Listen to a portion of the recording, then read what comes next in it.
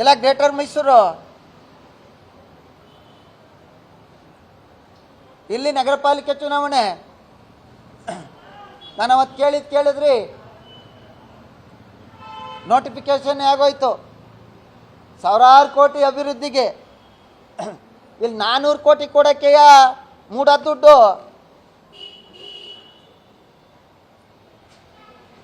ಇನ್ನು ಗ್ರೇಟರ್ ಮೈಸೂರು ಮಾಡಿ 5,000 ಕೋಟಿ ಕೊಡ್ತೀರಾ?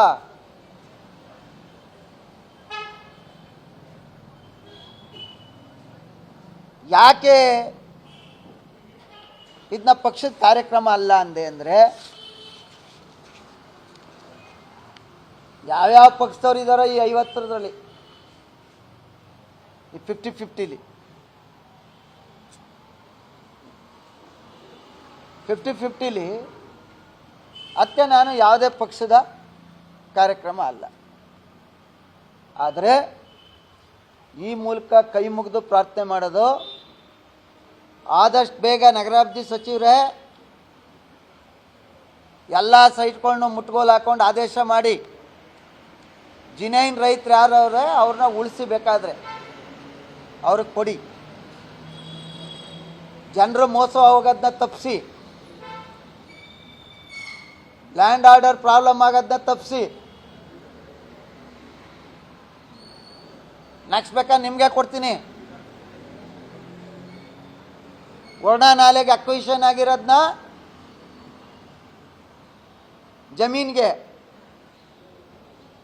ಪರಿಹಾರ ಕೊಟ್ಟಿರ್ತಕ್ಕಂಥದ್ದನ್ನ 2 ಸತಿ ಪರಿಹಾರ, ಒಂದು 90 ಲಕ್ಷ, ಹಿಂದೆ ಒಂದು ಪರಿಹಾರ, ಈಗ 7 ಸೈಟ್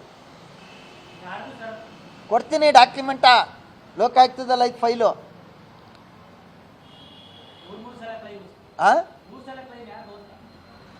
ಅವರು ಯಾವುದೋ ಒಂದು ಪಕ್ಷದಲ್ಲಿ ಇರ್ತಾರೆ, ಯಾರೋ ನಮ್ಮಂಗೆ ನಮ್ಮ ಜೊತೆ ಓಡಾಡ್ತಾ ಇರ್ತಾರೆ, ಅದನ್ನು ಬಹಿರಂಗ ಮಾಡ್ತೀವಿ. ಕೇಳಲಿ ಬೇಕಾದ್ರೆ ಅವರೇ, ಈಗಾಗಲೇ ಲೋಕಾಯುಕ್ತದಲ್ಲಿ ಕೇಸ್ ಪಾಪ ಕೊಟ್ಟವ್ರೆ. ಈ ಥರ ತಮಾಷೆ ಗೊತ್ತಿಲ್ಲ ನಿಮಗೆ. 30 ವರ್ಷದಲ್ಲಿ ಲ್ಯಾಂಡ್ ಅಕ್ವಿಷನ್ ಆಗಿ ಸೈಟು ಎಲ್ಲ ತಗೊಂಬಿಟ್ಟು ಅವರು ಎಲ್ಲ ಮಾರ್ಕೊಬಿಟ್ಟವ್ರೆ. ಅದ್ರಲ್ಲಿ 5-6 ಜನ ಅಣ್ಣ ತಮ್ಮದಿರಿದ್ರೆ ಸೈನ್ ಹಾಕಿರೋರು 3 ಜನ, ಇನ್ನು 3 ಜನ ಇಲ್ಲಪ್ಪ ನಾವು ಹಿಂದೆನೇ ತಗೊಬಿಟ್ಟಿದ್ದೀವಿ ಅಂತ ಕೊಟ್ಟಿಲ್ಲ.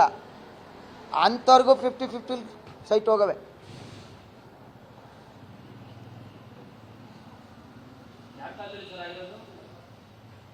ಅದೇ ಈ ನಗರಾಭಿವೃದ್ಧಿ ಕಾಲದಲ್ಲೇ. ಅದೇ ನನಗೆ ಮರ್ತೋಗದೆ, ಯಾರ್ಯಾರು ಇದೇನು ಚೇಂಜ್ ಆಯ್ತಲೇ ಇರ್ತಾರೆ, ಯಾರೋ ಒಂದು ಜ್ಞಾಪಕ ಇಟ್ಕೊಳ್ಳೋದು. ಆದರೆ ಇದೇ ಮುಖ್ಯಮಂತ್ರಿ ಇದ್ದರು, ಗೊತ್ತಿಲ್ಲ, ನೋಡ್ಬಿಟ್ಟು ಹೇಳ್ತೀನಿ. ಆದ್ದರಿಂದ ಯಾರೇ ಮಾಡಿ ಮೊದಲು ಮುಟ್ಗೋಲು ಹಾಕಿ, ನಂದಿತ್ತ ಹಾಕಿ, ಯಾಕೆ ಭಯ? ರೇ, ನಮ್ಮೊಬ್ರು ದಕ್ಷ ಅಧಿಕಾರಿ ಇದ್ರಲ್ಲ, ನಂದು 5,000 ಸ್ಕ್ವೇರ್ ಫೀಟ್ ಕಮರ್ಷಿಯಲ್ ಲ್ಯಾಂಡ್ ಹೋಗಿರೋದನ್ನ 13 ವರ್ಷ ಕೋರ್ಟಲ್ಲಿ ಹೋರಾಟ ಮಾಡಿ ಒಂದು 50-80 ಸೈಟ್ ತೊಗೊಂಡಿದ್ದೀನಿ. 13 ವರ್ಷ ನಡೆಸಿದ್ದೀನಿ ಕೋರ್ಟಲ್ಲಿ. ಕಂಟೆಂಪ್ಟ್ ಹಾಕಿದ್ಮೇಲೆ ಕೊಟ್ಟವ್ರೆ. ಬೇರೆ ಡಾಕ್ಯುಮೆಂಟ ತೋರಿಸ್ಬಿಟ್ಟು ಸೈಟ್ ತಗೊಂಡು ಹಂಚ್ಕೊಂಡು ರಾಜಕಾರಣ ಮಾಡಿಕೊಂಡು ಬೇರೆಯವ್ರನ್ನೆಲ್ಲ ಬಾಯಿ ಬಂದ ಮಾತಾಡ್ಕೊಂಡು ಸುತ್ತಾ ಇದ್ರೆ ನಮ್ಗೆ ಒಟ್ಟುರಿಯಕ್ಕಿವೇನ್ರಿ? ರದ್ದು ಮಾಡಿ ಫಸ್ಟು.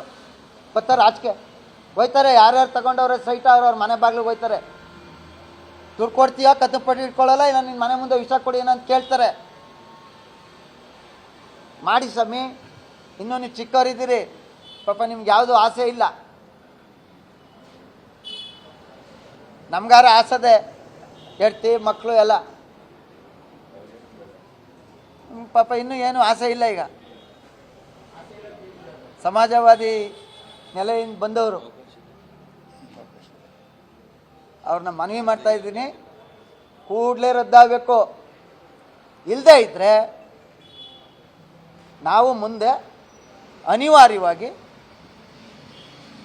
ಪ್ರಾಧಿಕಾರದ ಮುಂದೆ ಹೋರಾಟ ಮಾಡಲೇಬೇಕಾಯ್ತದೆ.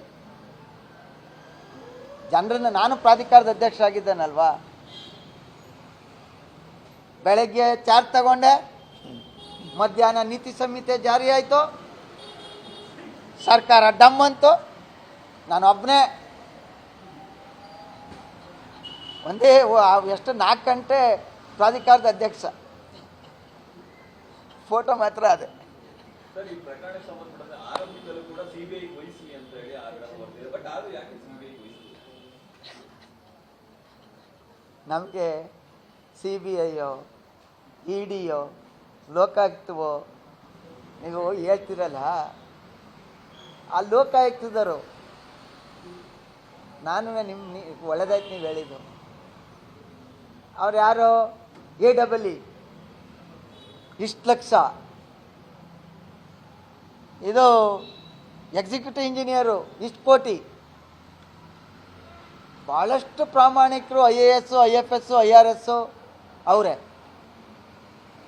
ಯಾಕೆ ಒಬ್ಬರು IAS ಅವ್ರ ಮನೆಗೂ ನೀವು ಹೋಯ್ತಾ ಇಲ್ಲ ಲೋಕಾಯುಕ್ತರೇ?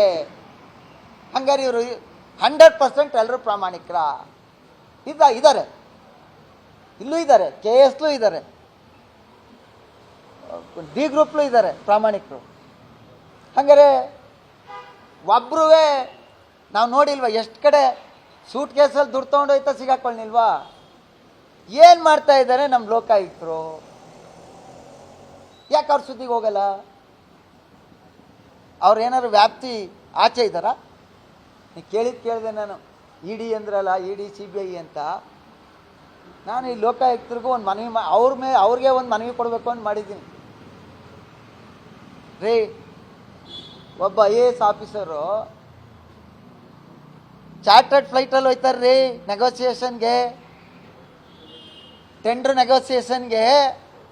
ಇಲ್ಲಿ ಮುಖ್ಯಮಂತ್ರಿ ಮೀಟಿಂಗ್ ಕರೀತಾರೆ, ಅವರು ಚಾರ್ಟರ್ಡ್ ಫ್ಲೈಟಲ್ಲಿ ಹೋಯ್ತಾರೆ.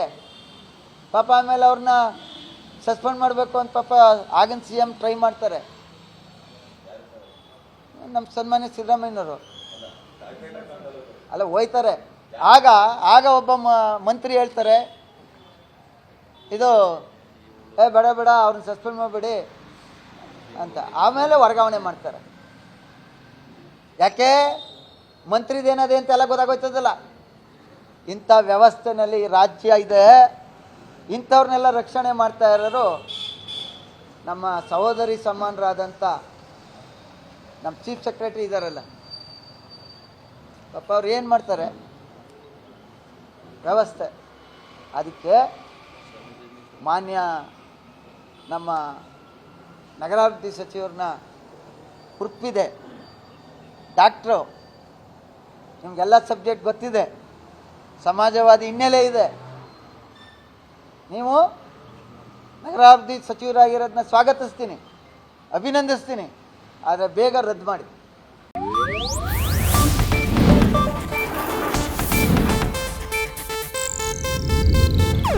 ಇದು ಏಷ್ಯಾನೆಟ್ ನ್ಯೂಸ್ ನೆಟ್ವರ್ಕ್ ಪ್ರಸ್ತುತಿ.